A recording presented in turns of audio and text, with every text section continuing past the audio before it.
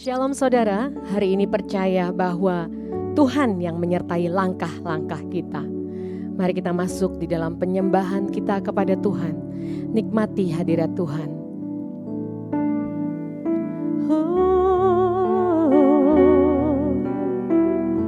Haleluya.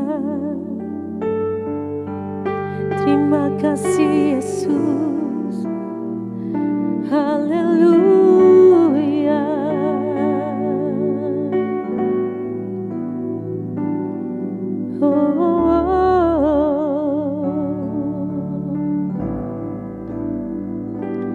Kau Tuhan yang selamatkanku. Terima kasih Yesus. Kau Tuhan yang pulihkanku. Terima kasih.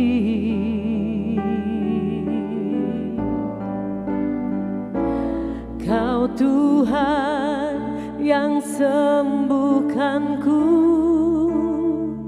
Terima kasih Yesus.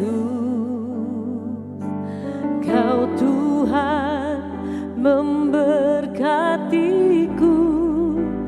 Terima kasih.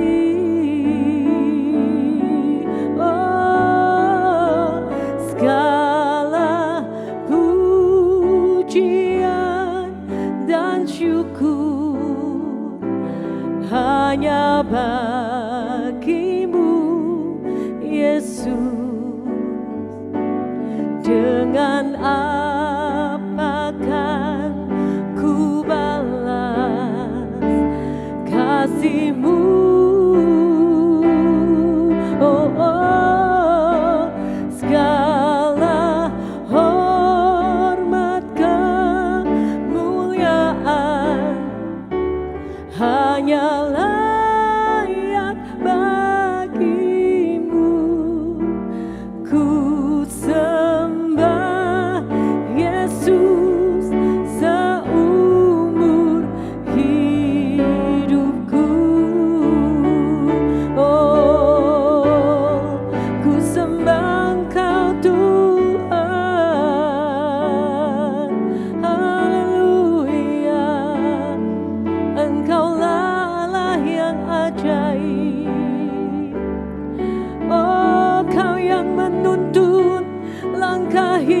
kami. Terima kasih Yesus, haleluya. Terima kasih Allah yang dahsyat, haleluya. Kami mau berjalan bersamamu, melangkah bersamamu. Terima kasih Tuhan, haleluya.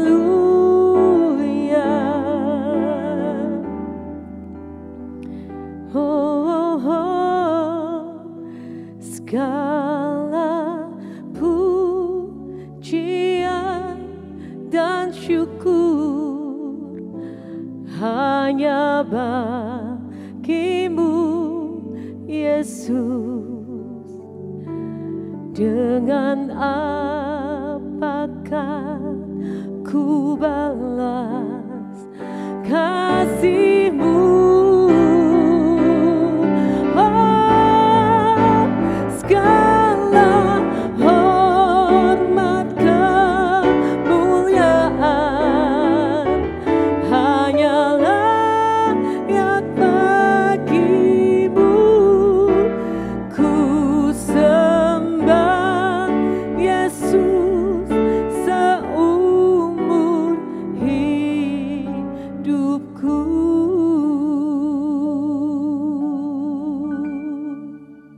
Shalom saudara yang kekasih di dalam Tuhan.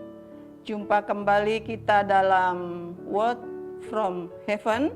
Dan pada saat ini saya akan berbicara tentang gambar keluarga Kristen, yang akan saya baca dari Kolose 3 ayat 18 sampai ayat yang 23. Demikian firman Tuhan. Hai istri-istri, tunduklah kepada suamimu sebagaimana seharusnya di dalam Tuhan. Hai suami-suami, kasihilah istrimu dan janganlah berlaku kasar terhadap dia. Hai anak-anak, taatilah orang tuamu dalam segala hal, karena itulah yang indah di dalam Tuhan. Hai bapak-bapak, janganlah sakiti hati anakmu, supaya jangan tawar hatinya. Hai hamba-hamba, taatilah tuanmu yang di dunia ini dalam segala hal, jangan hanya di hadapan mereka saja untuk menyenangkan mereka, melainkan dengan tulus hati karena takut akan Tuhan. Apapun juga yang kamu perbuat, perbuatlah dengan segenap hatimu, seperti untuk Tuhan dan bukan untuk manusia. Seorang hamba Tuhan atau keluarga Kristen setelah merefleksikan dirinya sendiri berkata, ya ini pengalaman saudara. Banyak orang mengatakan begini, kegagalan hamba Tuhan paling fatal adalah kegagalannya menjadi Kristen di tengah keluarganya.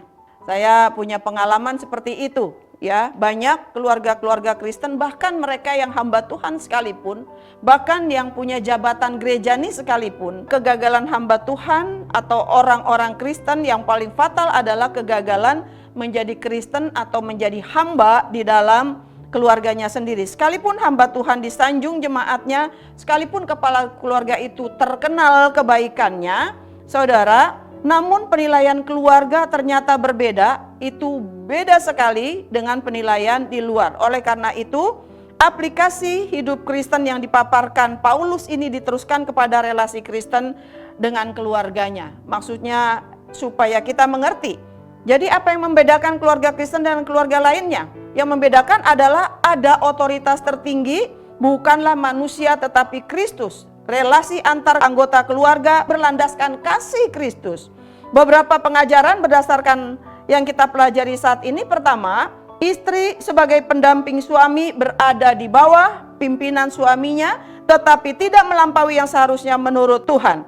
Apapun jabatan istri di luar misalnya, di luar rumah, setinggi apapun status sosial istri dan betapapun dominannya karakter istri, tidak membuat perintah ini dikompromikan. Dan yang kedua, suami pun tidak berarti dapat berlaku sewenang-wenang, karena dasar kepemimpinannya sebagai kepala keluarga adalah kasih. Kasih memampukan suami tidak bersikap demi dirinya sendiri, tetapi demi kebaikan orang yang dikasihinya.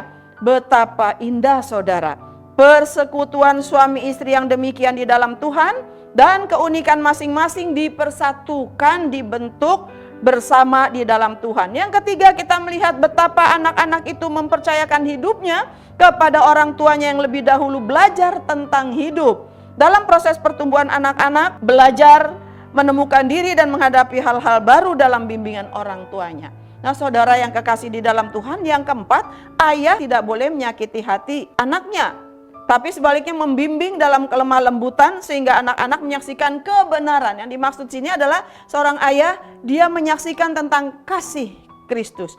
Jadi saudara yang kekasih di dalam Tuhan, di sini pun teguran dan nasihat dimengerti anak-anak bukan sebagai suatu hal yang membatasi keinginan dan perkembangannya, tetapi justru mempersiapkan dan menempa anak-anak menjadi mandiri dalam lingkungannya dan zamannya. Artinya anak-anak itu menjadi dewasa di dalam iman dan satu saat dia mandiri karena dia mendapat warisan iman di dalam kasih Tuhan Yesus Kristus. Apa yang harus kita renungkan pada saat ini saudara? Keluarga bahagia adalah keluarga yang setiap anggota keluarganya, baik suami, istri, orang tua, anak, hidup dalam ketaatan kepada firman.